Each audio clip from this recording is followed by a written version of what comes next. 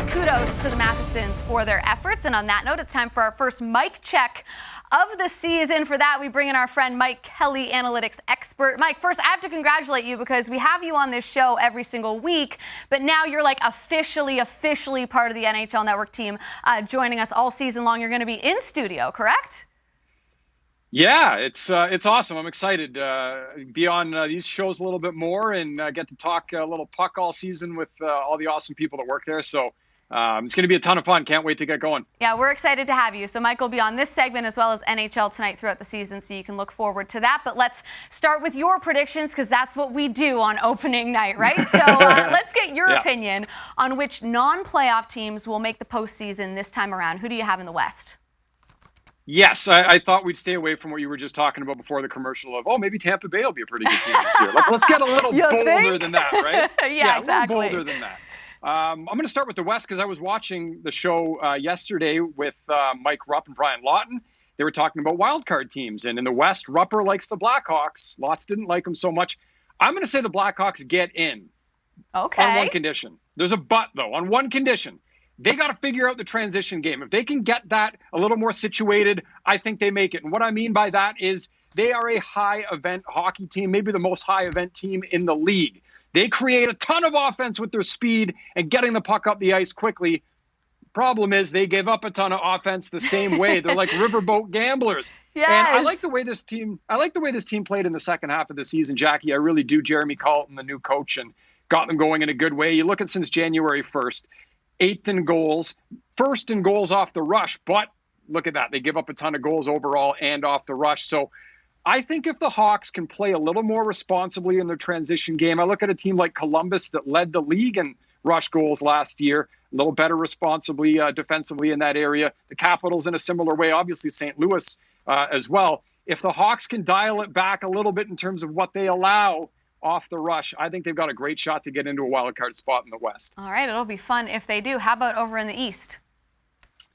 Montreal Canadiens. What? I think, I said on Twitter yesterday, I think they could finish top 3 in the Atlantic Division.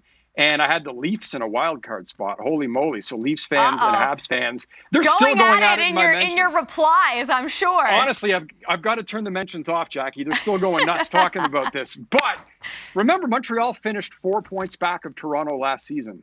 And that was with an awful power play. This is what the Canadians ranked on the power play last season in a bunch of areas. So first of all, they were second worst, 30th overall in the power play. They did not get pucks into the slot by passing it, by skating it, by shooting it. Those are hallmarks of great power play teams. They all do that, and they miss the net on the highest amount of their shot attempts of any team in the NHL.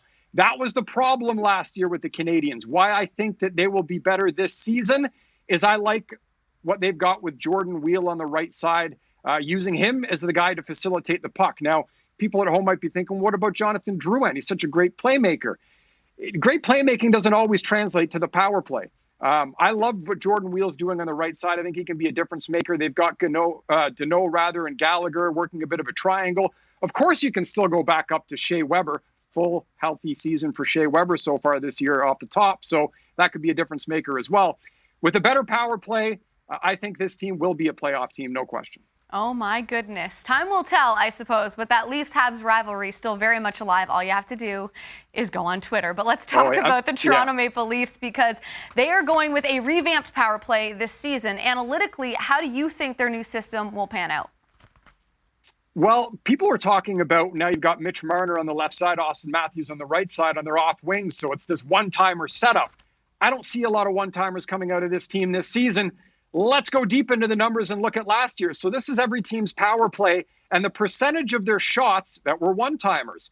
Almost half of Tampa Bay's shots on the power play were one-timers. They were number 1.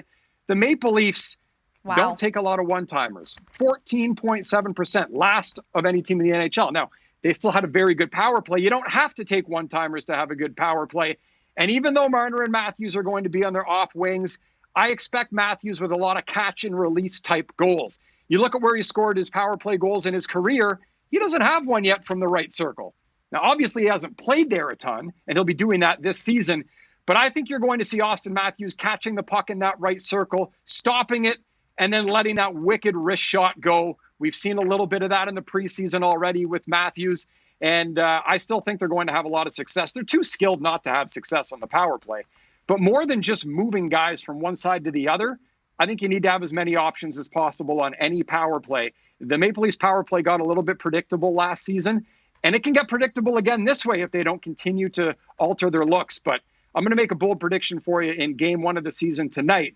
Austin Matthews will score. He will score on the power play. He will score from the right circle on the power play by stopping the puck, catching it, and releasing it. That's about as specific as I can get on a prediction. Oh, see, now you're going to make all our viewers look bad because their big, bold predictions aren't going to be as detailed as yours. But this is why I respect you. This is exactly why. It should be a fun and I'm sure buzzworthy night in Toronto, to say the very least. Thank you for this, Mike.